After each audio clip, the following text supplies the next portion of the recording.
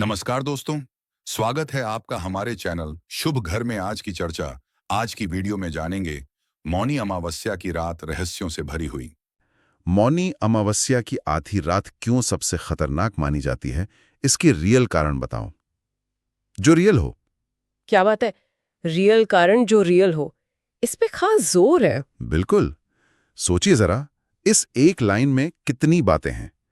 एक खास दिन, एक खास समय और उससे जुड़ा एक गहरा डर, और फिर उस डर के पीछे का रियल कारण जानने की ये बेचैनी। हाँ। आज हम इसी सवाल की परतों को खोलने की कोशिश करेंगे, ये समझने के लिए कि आखिर इस तरह की मान्यताएं बनती कैसे हैं और आज के दौर में भी हमारे मन में जिंदा क्यों हैं।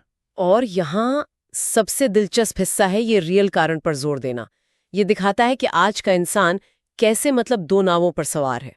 सही कहा। एक तरफ पुरानी मान्यताएं हैं जो पीढ़ियों से चली आ रही हैं, और दूसरी तरफ उसका दिमाग है जो हर चीज के लिए लॉजिक या तर्क मांगता है। तो चलिए मौनी अमावस्या, आधी रात और खतरे की इस पहेली को इसी नजरिए से सुलझाने की कोशिश करते हैं। बिल्कुल। ठीक है, तो सबसे पहले सबसे बुनियादी बात से शुरू करते हैं।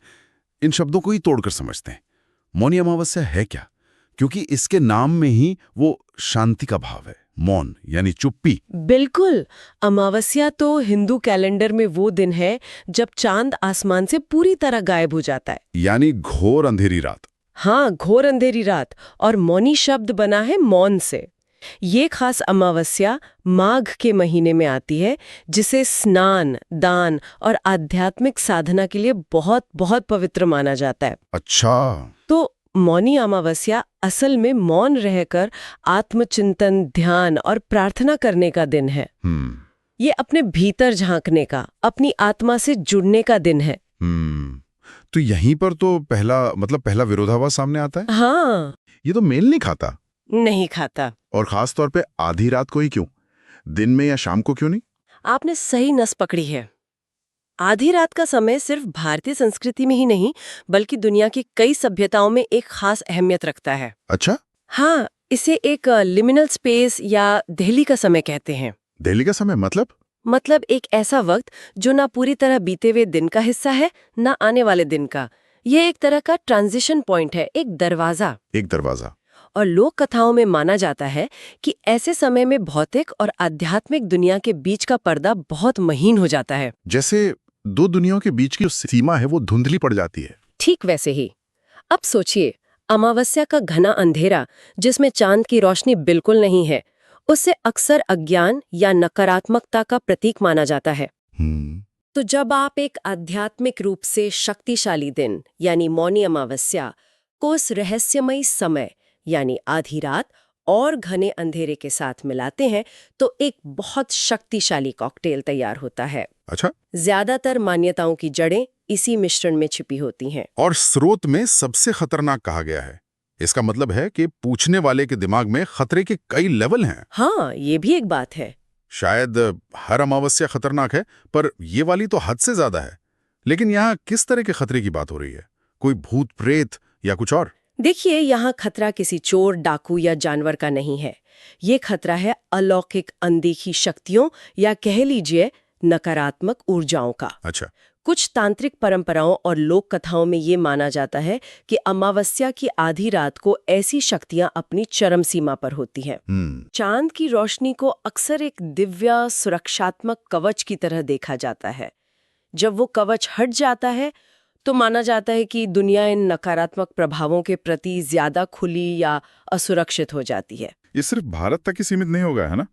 मेरा मतलब अंधेरी रातों से जुड़ा डर तो शायद हर संस्कृति में होगा। बिल्कुल, ये एक यूनिवर्सल थीम है। आप सोचिए जरा पश्चिमी देशों में विचिंग आवर के बारे में। हाँ, सुना है इसके बारे में। आधी रात से सुबह 3 बजे के बीच का समय, जिसे शैतानी शक्तियों के लिए सबसे सक्रिय माना जाता है। सही। या फिर हैलोवीन का त्योहार, वो असल में सैमहाइन नाम के एक प्राचीन सेल्टिक त्योहार से निकला है। उस रात भी यही माना जाता था कि जिंदा और मुर्दा लोगों के दुनिया के बीच की दीवार गिर जाती है। तो बिना चांद की अंधेरी रात और आधी रात का समय, ये दोनों मिलकर दुनिया भर में एक तरह का अलौकिक प्राइम टाइम बनाते हैं। एकदम सही शब्द, अलौकिक प्राइम टाइम। लेकिन इसमें एक और गहरा विरोधाभास नहीं है? हाँ। अगर मौनी अमावस्या का दिन मौन साधना और ध्यान से अपनी चेतना को ऊपर उठाने का है, हाँ तो उससे तो हमें सकारात्मक ऊर्जा के प्रति ज्यादा ग्रहणशील होना चाहिए। हाँ। फिर ये नकारात्मक ऊर्जा का विचार कहाँ से आता है? क्या साधना की प्रक्रिया में ही कोई जोखिम है? ये एक बहुत ही शानदार सवाल है। देखिए, कुछ आध्यात्मिक परंपराएं मानती हैं कि जब कोई व्यक्ति गहरी साधना, ध्यान या मौन में उतरता है तो उसकी चेतना बहुत ज्यादा संवेदनशील हो जाती है। संवेदनशील? किस तरह से? आप अपने आसपास की चीजों को, ऊर्जाओं को मतलब सूक्ष्म स्तर पर महसूस करने लगते हैं। ये संवेदनशीलता एक दोधारी तलवार की तरह है। दोधारी तलवार। एक तरफ आप दिव्य या सकारात्मक ऊर्जा से आसानी से जुड़ सकते हैं, लेकिन दूसरी तरफ आप नकारात्मक प्रभावों के प्रति भी उतने ही खुल जाते हैं। मतलब? जैसे आपने अपने घर के सारे दरवाजे खिड़कियां खोल दी। हाँ। अब ताजी हवा भी आएगी, लेकिन साथ में धूल और मच्छर भी आ सकते हैं। क्या खूब एनालॉजी दी है, बिल्कुल यही बात है। इसीलिए ज्यादातर साधनाओं में एक सुरक्षित और पवित्र स्थान, एक ऊर्जा कवच या घेरा बनाने पर इतना जोर दिया जाता है। अच्छा। शायद यही वजह है कि मौनी अमावस्या की आधी रात को खतरनाक माना गया। एक तरफ साधक अपनी संवेदनशीलता के शिखर पर है और दूसरी तरफ बाहरी दुनिया में नकारात्मक ऊर्जाएं अपने चरम पर मानी जाती हैं। तो ये एक तरह का आध्यात्मिक टकराव? हाँ, एक आध्यात्मिक टकराव की स्थिति बन जाती है। तो हमने इस मान्यता के मतलब ताने बाने को समझ लिया, लेकिन अब आते हैं स्रोत के सबसे जरूरी हिस्से पर। इसके रियल कारण बताओ। हाँ, सबसे जरूरी हिस्सा? ये मांग अपने आप में एक कहानी कहती है। पूछने वाला अब सिर्फ ये ऐसा होता है से संतुष्ट नहीं है, उसे लॉजिक चाहिए।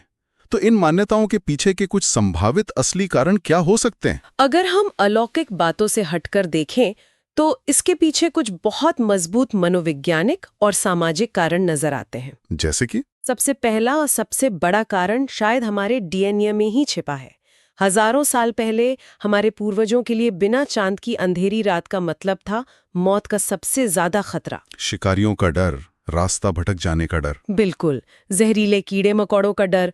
वो डर आज भी कहीं ना कहीं हमारे दिमाग के सबसे पुराने हिस्से में, हमारे इंस्टिंक्ट्स में जिंदा है। तो क्या ये खतरा असल में एक तरह की जेनेटिक याददाश्त है, जिसे हमने एक सांस्कृतिक कहानी का रूप दे दिया है, एक तरह का एवोल्यूशनरी हैंगओवर? बिल्कुल, ये शब्द एवोल्यूशनरी हैंगओवर एकदम सटीक है।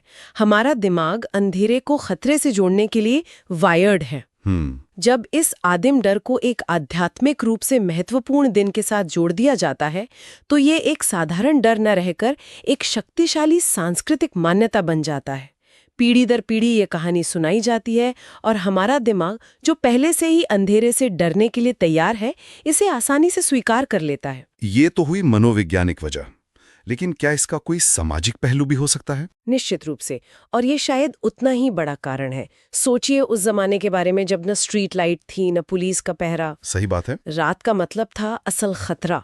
ऐसे में समाज को सुरक्षित रखने का एक तरीका था लोगों को रात में घरों से बाहर निकलने से रोकना। अच्छा। अब आप सबसे कहेंगे कि रात में बाहर मत जाओ क्योंकि चोर आ सकते हैं, तो कुछ लोग मानेंगे, कुछ नहीं। लेकिन अगर आप उस व्यवहारिक सलाह को एक अलौकिक खतरे की कहानी में लपेट दें तो उसका असर कई गुना बढ़ जाता है। बिल्कुल। ये तो वैसी ही बात हो गई जैसे बचपन में हमारे यहाँ बड़े बुजुर्ग कहते थे कि शाम के वक्त दरवाजे के दहली पर नहीं बैठना चाहिए। हाँ, बिल्कुल। शायद उसके पीछे असली कारण ये रहा हो कि उस समय कीड़े मकोड़े सबसे ज्यादा घर में आते हैं, लेकिन उसे एक अपशकुन से जोड़ दिया गया ताकि बच्चे उस बात को बिना सवाल किए मान लें। हाँ, आपने फिर से एक बेहतरीन उदाहरण दिया। ये मान्यताएं एक तरह की प्राचीन पब्लिक सर्विस अनाउंसमेंट थीं। प्राचीन पब्लिक सर्विस अनाउंसमेंट। हाँ, अमावस्या की रात खतरनाक है, बाहर मत निकलो कहने का असली मतलब था आज रात बहुत अंधेरा है, अपराध होने या जंगली जानवरों के हमले का खतरा ज्यादा है, इसलिए अपने परिवार के साथ घर पर सुरक्षित रहो। तो ये एक तरह का सामाजिक नियंत्रण था। हाँ, सामाजिक नियंत्रण जो समुदाय की भलाई के लिए था। खतरनाक बताकर एक तरह का सामाजिक कर्फ्यू लगा दिया जाता था जो सबके हित में था। तो जो चीज आज हमें एक अंधविश्वास लग रही है, उसकी जड़ें असल में बहुत ही व्यावहारिक और सामाजिक चिंताओं में थी। अंधेरे से जुड़ा हमारा प्राकृतिक डर और समाज को सुरक्षित रखने की जरूरत, इन दोनों ने मिलकर इस कहानी को गढ़ा। और यही बात रियल कारण की मांग को और दिलचस्प बना देती है। वो कैसे? आज हमारे पास 24 घंटे बिजली है, सुरक्षित घर हैं, बेहतर कानून व्यवस्था है, तो वो पुराने व्यावहारिक कारण अब उतने प्रासंगिक नहीं रहे। सही है। इसलिए एक आधुनिक दिमाग उन पुरानी कहानियों के लिए एक नए तार्किक स्पष्टीकरण की तलाश करता है। वो उस सांस्कृतिक नियम को खारिज नहीं करना चाहता, लेकिन उसे अपने लॉजिक के फ्रेमवर्क में फिट करना चाहता है। मतलब वो उस विश्वास को रखना तो चाहता है, लेकिन तर्क के साथ। हाँ, ये विश्वास और तर्क के बीच का वो संवाद है जो इस अकेले सवाल में झलकता है। कमाल है, कहाँ हमने इंटरनेट पर पूछे गए सवाल से शुरुआत की थी और कहाँ हम इंसानी मनोविज्ञान की गहराइयों, समाज के विकास और हमारी जेनेटिक याददाश्त तक पहुंच गए। ये सवाल सिर्फ एक सवाल नहीं है, ये हमारे दिमाग की एक खिड़की है जो दिखाता है कि हम कैसे प्राचीन विश्वास और आधुनिक संदेह के बीच संतुलन बनाने की कोशिश करते हैं। स्रोत ने हमें कोई सीधा जवाब नहीं दिया, लेकिन उसने हमें सोचने के लिए एक पूरा ढांचा दे दिया।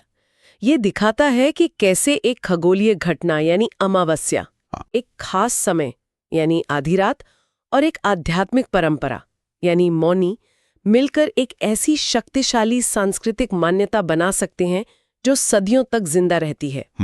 और ये भी कि वो मान्यता सिर्फ एक खोखला अंधविश्वास नहीं होती, बल्कि उसके पीछे ठोस मनोवैज्ञानिक और सामाजिक कारण होते हैं जो अपने समय में बहुत रियल थे। और ये हमें आज के लिए एक आखिरी विचार के साथ छोड़ जाता है। जी, स्रोत असली कारणों की मांग करता है जो विश्वास और तथ्य के बीच एक फर्क की ओर इशारा करता है। लेकिन जब कोई विश्वास लाखों लोगों के व्यवहार को, उनके डर को और उनकी सावधानियों को सदियों तक प्रभावित करे और आकार दे, तो क्या वो विश्वास ही अपने आप में एक असली और शक्तिशाली हकीकत नहीं बन जाता? सोचने वाली बात है। इस पर सोचा जा सकता है।